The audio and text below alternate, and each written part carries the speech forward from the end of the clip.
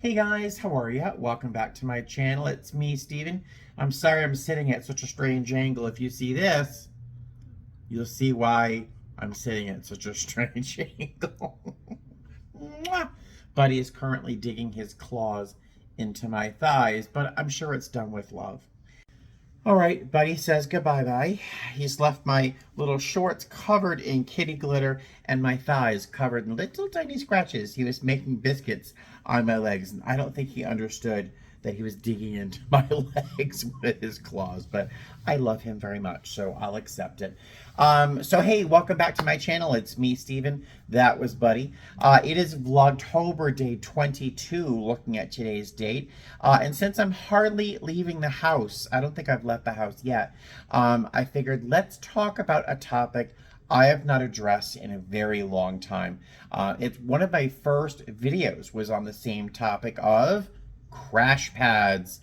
Yes, I know. A crash pad is so vital. It's so important. And I don't know how many people are really prepared to actually have one or get one or plan to have one ready for them once they finish training. And it's not really spoken about very often, and it's so hard to find sometimes. So I figured let's talk about crash pads, what they are, what they aren't, some just general definitions so you have some idea what to expect. And I found a bunch of different websites that might be worth a browse so we can actually together take a look at see what's available, how are different websites set up, and so on. So first, I'm going to share a little bit of my personal experience with the two crash pads that I've stayed in, and then we'll talk a little bit about definitions, and then I'll give you a little tour of some of these websites I've discovered. All right, so my first crash pad, oh man, I approached it. It was very traumatic. It's a whole long story, but when I finally got to this crash pad, I discovered that most of the people in the crash pad, there were probably 10 of us, were from my class, from my own airline in my class. So I was very happy in that I actually knew people in the house already. That was very nice. And I was still so new that I thought that we were all going to be best friends for the rest of our lives. Not always the case after training. Things happen. But the crash pad was near the intersection of Blue Diamond and Fort Apache in Las Vegas. And at least back then, almost 6 years ago, that was the very, very edge. That was a bleeding edge of Las Vegas. One more step and you're in the desert. The bus didn't run that far out of the city. My rent was cheap, though. It was $200 a month. And I'm going to touch on that later on, why that's not always a deal. So the rent was $200 a month. It was for a cold bed. I'll define that in a moment as well. It was a bunk bed, and it was those thin metal, hollow metal bunk beds you'll find in the children's department at IKEA. I weigh 240 pounds. It was probably not that safe for me or the person sleeping below me. And yes, I had the top bunk, which is like the worst. So it was a crash pad that was not very nice. It was a residential house in a pretty neighborhood, but there were no extras. The owner didn't supply cookware, didn't supply snacks or coffee. There were no amenities to enjoy, like a pool or gym or anything like that. It was just basically you're renting one half of a bunk bed. There were I think there were two bunk beds in a room for men. There were two bunk beds in a room for ladies. I think there was one more room I wasn't quite sure about. But then there were two other people that were not flight attendants that were living there full time. And that was awkward only because they smoked a lot of marijuana. And I've been sober for a long time, so I don't want to smell that. Plus, I don't know. Am I getting a contact high? Is that enough to set off a drug test? Like, I'm freaking out. I'm on probation. I don't want to even risk anything, right? So it was just not a great crash pad. So I told you it was cheap. It was $200 a month, but the bus didn't run that far. So you got stuck. I got stuck taking Ubers. Hopefully someone else at the crash pad was going to be flying or going to the airport or going into the city around the same time, so you could at least share a Uber. I don't think they had pool yet with Uber, but it was just very expensive. I mean, if you had to sit ready, which is means you have to go to the airport and be available for 5 or 6 hours. With my airline, it's 5 hours. There's no guarantee you're actually going to be used. So you have to get into the city, to the airport, and then back to the crash pad. And that could be 40, $50. That could be all of the money you earned from sitting ready. It was just very, very expensive. The rent was cheap, but getting to and from the crash pad was super expensive. So it wasn't a deal. So I could not handle that place for very long. Oh, and it had ants all over the place. I handled it for 2 weeks. I had to leave. I had to leave. Thankfully, an acquaintance introduced me to Winnie, this flight attendant with Delta, who was just starting her first crash pad. And as a flight attendant, she knew exactly what flight attendants needed in a crash pad. So she set up a little condo.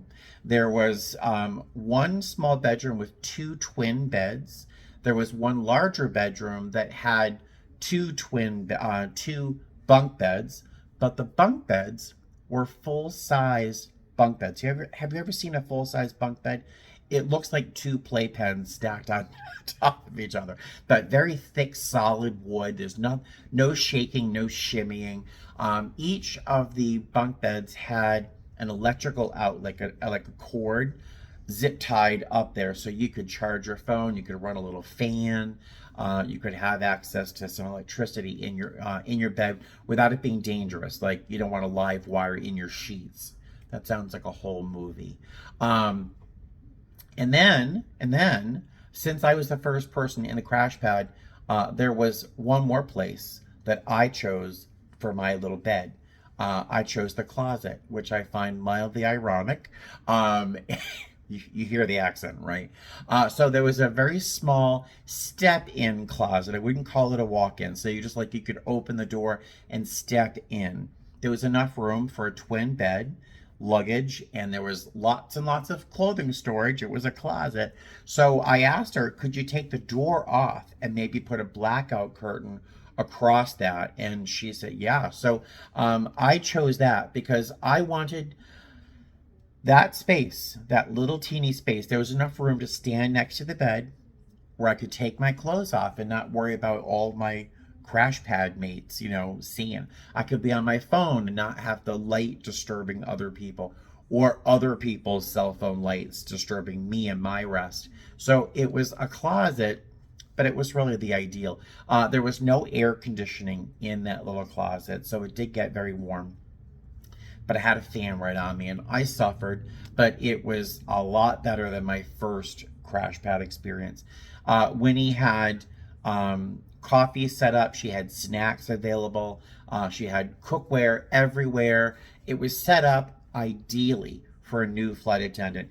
There was a pool. There was no gym, but there was a pool, and I wasn't used very often that first summer on reserve, so I spent the entire summer by the pool getting all this sun damage right here and here. But it was a great crash pad. There were some minor challenges with personalities in the crash pad. It's a whole bunch of flight attendants, a whole bunch of junior flight attendants, some of them working, some not, some coming from places where their mother did their dishes for them, clearly, and then others where it was like an animal, I think this one flight attendant, she'd cook dinner, and she'd leave pots and pans, dishes, flatware, everything dirty in the sink for like a 4-day trip. You'd come back and the dishes are still in the sink. You mention it to her, she says, oh, I'm sorry about that, I'll clean them up. You come back your next trip, those same dishes are in the sink, but there's water in the sink, making it slimy, moldy. It was not ideal, but it was a safe, comfortable crash pad, and it was probably a mile less from the airport. So I literally took a bus, one bus, maybe 3 stops, and I was immediately right at the airport. So she was charging $300 a month for that bed. and the airport was right around the corner. So it was a much better deal for me. Really a great group of people. Again, you had some personalities. One young lady, her mother died tragically in a tragic fashion. But she had her mother's ashes in the crash pad in the dining room. So you're like never alone, you know. Yeah, it could have been infinitely worse. But like I said, it was $300 a month. A phrase you'll hear is either a hotbed or a cold bed. I don't know if there's many hotbeds left anymore, but a hotbed is a shared bed. When you pay your rent for your crash pad, you come in after a trip, you just find any bed that's available, and you better hope there is one, and you sleep in that bed. Now, linens and things like that are most often going to be supplied, but you're just going to get in any bed that's available, and that could be an adventure, you know? The whole job is an adventure when you're brand new. A cold bed is one that is yours. You paid rent for that month. That is your bed for that month. No one's sleeping in it, even if you're not there. You hope. But so that's a hot bed and a cold bed. I don't know how often there are hot beds anymore. Crash pads, residential ones, could be anywhere from 4, 5, 6 people to huge communities like in Chicago, New York, places like that. You might find 30, 40, 50 people all in bunk beds set up like a barracks, you know. I have not seen that myself, but you're going to be living shoulder to shoulder with people. There are going to be different rules and regulations for each crash pad, and I'm wondering if we'll see some of those rules in the listings I'm going to show you in a minute. But in the last crash pad, my second crash pad, there were rules. I want to say one of the rules was, well, you couldn't access the thermostat. In fact, since I was the oldest person and seemingly most responsible, I don't know how true that was, I was given the key and access to the thermostat. But here in Las Vegas, energy can be very expensive, and people want that crash pad at 68 degrees when it's 120 outside. So she's paying 400, 500, 600 a month in electricity, so she really wanted to keep that cost low. So only had one person had access to the thermostat. That was me. She didn't want you to receive mail, which I didn't understand at first. Now I do. So if you were in her crash pad, this was not your house. You weren't supposed to live there. A crash pad was where you went before your trip and after your trip, and she expected you to go home on your days off. Go travel on your days off. She didn't want you living in the crash pad. Some people are more forgiving and more lenient on that idea, but she certainly did not want you receiving mail at the crash pad. I did not understand that at that time. Now I do. If you have, say, 10 people living in that crash pad, it's just a condo or a small house, and there's a post office box that's like a slot. It's going to become an immediate problem. All that junk mail. You leave the crash pad. Hey, where's my mail? It's not here. But I told them, whatever. Just a whole idea of receiving mail in a crash pad sounds like a nightmare. But so she had some rules, some of which I understood, some of which I didn't. But it was a great crash pad, and I was very, very grateful. I was penniless at the time, brand new, working for an ultra low cost carrier, not making a lot of money, and I didn't have an apartment. I had no friends or family to help me, so there I was at that crash pad. I did kind of live in that crash pad. I wasn't really supposed to, but it was either that or I slept in the crew room, and that wasn't going to happen. So that's a rough general idea of what my experience was like with the 2 crash pads I did stay in. So that just sort of describes a general and pretty common experience, I believe, with a residential style of crash pad. The other option, which is kind of a little bit even more varied, is a hotel crash pad. Now, one of our old Newark hotels was, I think, primarily a crash pad for United and somebody else. So it was literally a hotel. There was a shuttle to and from the airport, which saves you a cost in transportation. But you would literally be in a hotel room with 2, 4, 6, 8 other people, bunk beds, the whole thing. So you have all these people in one hotel room. There are going to be amenities like a gym, like I said, the shuttle to the airport. There may be a restaurant downstairs. Most often, it's going to have like a restaurant. I mean, a grocery store or some shopping nearby. Maybe some local, tourist destinations. Something.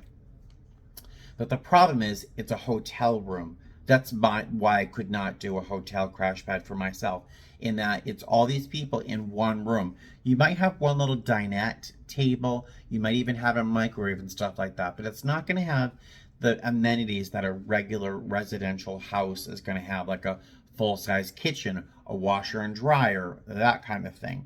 The other good thing about, I should say, one big thing about a hotel crash pad is that housekeeping will come in, turn your beds down, do some light cleaning.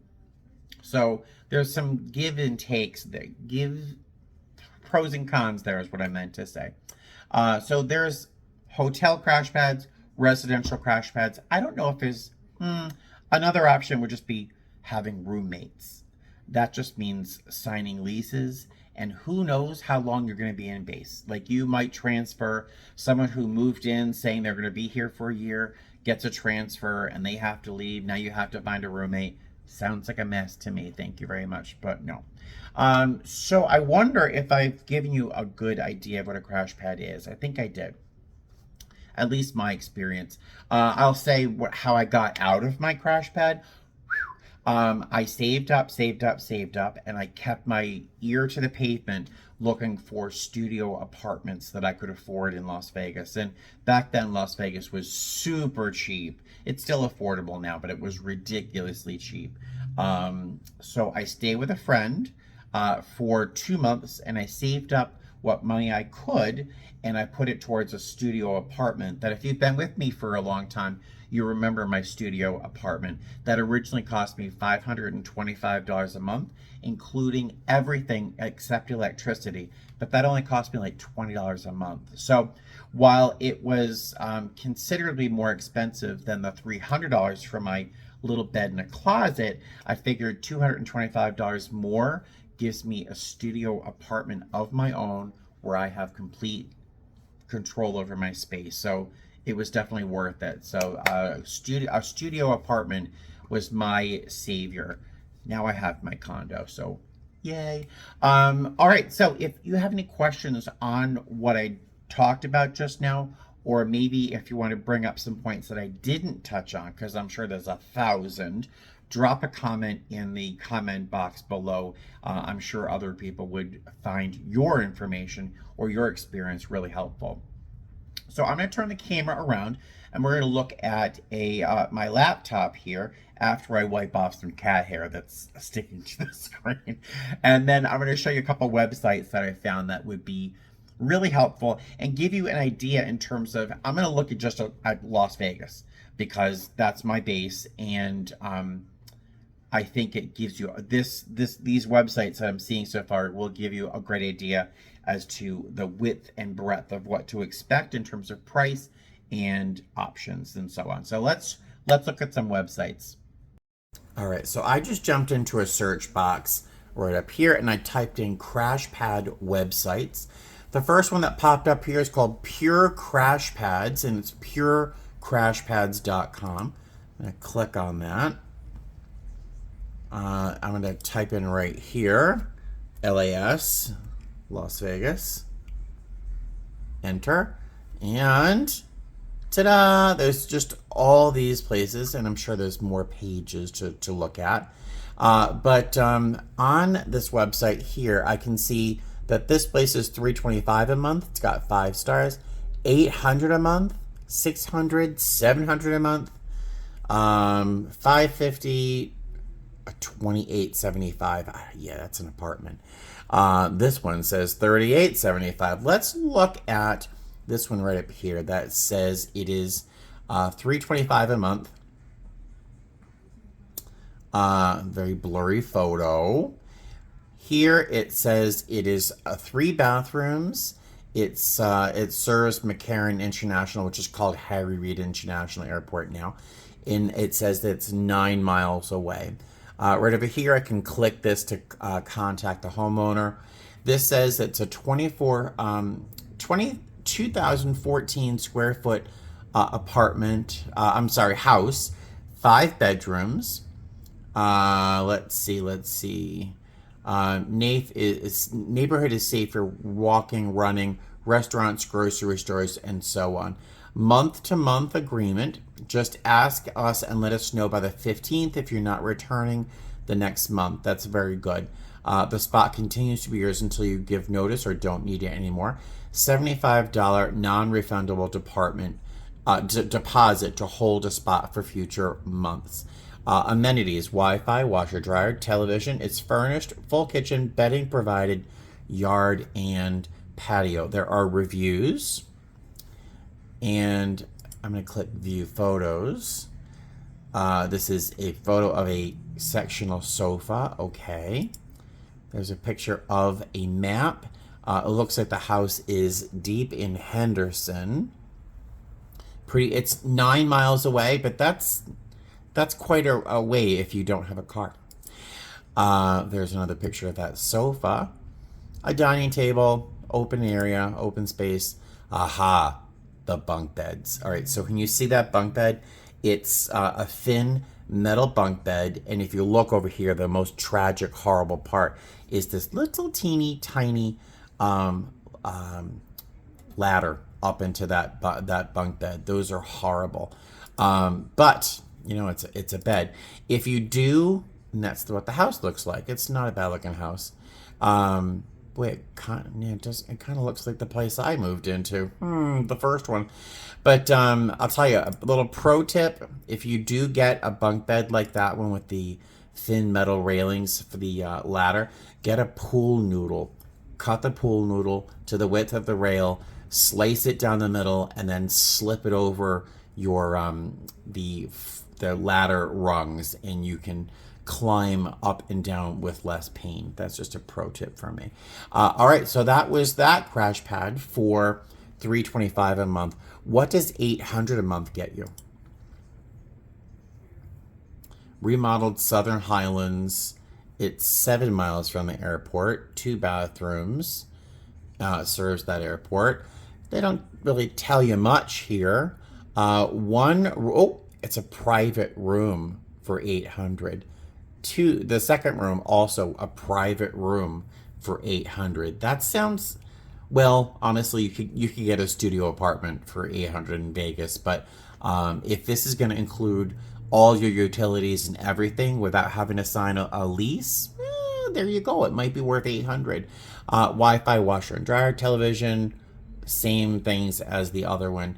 And these are reviews and questions, I guess. And you can contact the owner there. Oh, this tells you where the address is. Sesto Street, Court, whatever. Oh, look, it's got a nice little backyard with a little shack and fake green grass, which is good. So it's got regular beds. I remember it saying private, so maybe there is an option for a shared bed, because that room doesn't look private to me. And the bathrooms look nice. Oh, what a nice kitchen. That's a nice kitchen. That's a very nice kitchen. Little computer area over there, which is super handy if you don't have your laptop with you. But that's a nice little looking place, right? All right, so that is, it looks like that website. Pretty simple, pretty straightforward. It doesn't look like it costs money to join. One of them does cost money, but so a little heads up. So that is pure crashpads.com, looking at some Vegas places. Let's look at crashpads.com. And look at this website real quick, 1 second. All right, well, I might not recommend this site because I just tried looking to see if I could look at any listings, and they weren't really letting me look. I think you have to join, and there might be a cost. I'm not quite sure. I'm gonna skip that one. So that was crashpads.com. This one's called crashpad411.com, and this is probably one of the better known websites. Oh, my laptop screen is still kind of dirty. Oh my goodness. All right, so crashpad411 took a little while to get in. I believe to really make the most of this website, I think there is a monthly fee. I want to say it's like $9 or something. I'm not quite sure. But I'm going to go down here and type in Las Vegas.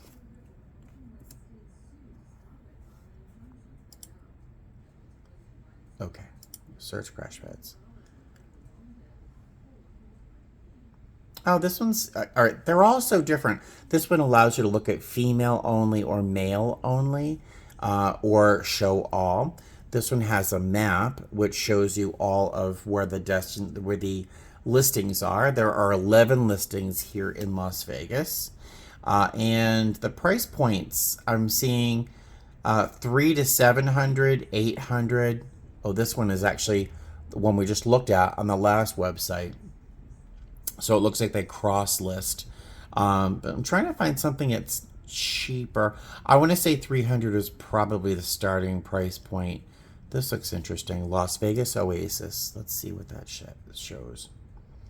Ah, all right. So this is interesting. The looks like the owner is right here, Lisa Rock. It is deposit is $100. Distance, it's 11 miles from the airport. Max number of nights. I'm not sure if I mentioned this earlier, but some crash pad landlords only want you to stay there. They have a maximum number of nights you can stay there, and this is a great example. 14 nights max. That means you're flying a pretty regular schedule, but so you either have to be working and away from the crash pad, or go home or travel on the days that you are anything more than 14 nights. The Spanish-style bungalow, 2-story home, offers queen-size 4-poster bed for the weary crew member. Doesn't that sound nice? With a full bathroom adjacent. Amenities here. Preferences nearby, like restaurants, banks, hair salons. House rules and policies. That's all here. Payment, conflict resolution. I assume no responsibility for conflicts between guests. Okay. Got it. So that's interesting. Crashpad 411. Another website is Crashpad Communities. And that was not a Crashpad site. It was like a community website where if you want to move to Indiana, for example, I don't know. But this place I went to just now is called crewmatescrashpads.com. Crewmates, plural, crashpads.com. Booking flight attendant crash pads has been simplified. Okay, let's search destinations. Oh, register. I don't want to register. Crash pads. Las Vegas crash pads. Browse crash pads. I guess you have to sign up and register, which I'm not going to do. But I suspected it's the same as the other websites in terms of, you know, showing photos of different places, things like that. What else should we? And here I just popped onto Facebook and typed in crash pad up here in the search box. Some listings showed up. I clicked see all, and there's different crash pad Facebook groups. Some of them are just specific to different airlines, like NK, that's Spirit up there. There's a group in Is that Dallas? IAD, I think it's in Dallas. But Chicago, this is just with Southwest crash pads. So Facebook, you can see, look, all these Facebook groups you can join and ask questions and do some networking. All right, so there was a third kind of option that was presented to me before I found my first crash pad where I couldn't find a place to sleep. Someone suggested that I just get a hotel room, the cheapest hotel room I could find, and maybe even share that with 2 or 3 or 4 other people. Yeah, you're going to be sleeping in pull-out couches, but if you can't find a crash pad or a studio or anything like that, and you don't want to sleep in the crew room, which is always an option, than just getting the cheapest hotel room that you and your friends from training can afford until you guys have time to sort of find a full better choice. Man, that picture is crooked, sorry. So 2 topics I should have addressed earlier. When should you start looking for a crash pad? The moment you find out where you're going to be based, the minute you find out. My airline, when I was hired, I was told before even going to training where I'd be based. So ideally, I should have started looking for a crash pad like 2 weeks in, a week in, while I was studying for my, tests and things. Some airlines don't tell you until you're almost at the end of training, which seems spectacularly cruel. But so I would start looking the moment you can. Now, when you start finding that crash pad, but you're not quite sure if you're going to need it or if it's going to be in the city that you're looking at, uh, contact the owner, contact the landlord of the crash pad. They're totally used to new flight attendants not knowing what they're doing. So feel free, contact them and say, hey, I might need a room in November. Will you have any available? If I give you a deposit, can you hold that for me? Is it refundable? Is it not refundable? Ta-da. So have those conversations with your crash pad landlords. Trust me, a landlord for a crash pad is not like a regular landlord. They know all about what you're going through as a new flight attendant, what your finances might look like, when you're going to get paid. Lots of flight attendant crash pads, you'll pay your rent on the 15th, when many of us get paid with our bigger paycheck versus the end of the month where sometimes that's our smallest paycheck. So talk to your landlord in your crash pad if you have any questions, concerns, if you want to see if you can kind of reserve a spot, even if you're going to lose your deposit, it might be worth it to make a deposit on one, even if you're not going to need it later on down the road. Blah, blah, blah. I hope it probably wasn't the most helpful video, but I really do hope it started you thinking about the process of getting a crash pad, when you should get one, what your expectations should be. And then one of the biggest ones I want to leave you with is that this is not an apartment. This isn't a home. If you find a crash pad that lets you stay there unlimited nights, that lets you get mail and have things delivered there, kudos to you. You're very lucky. But just keep in mind there are going to be rules and regulations that you might not expect with a regular living situation. So that's definitely something to keep in mind.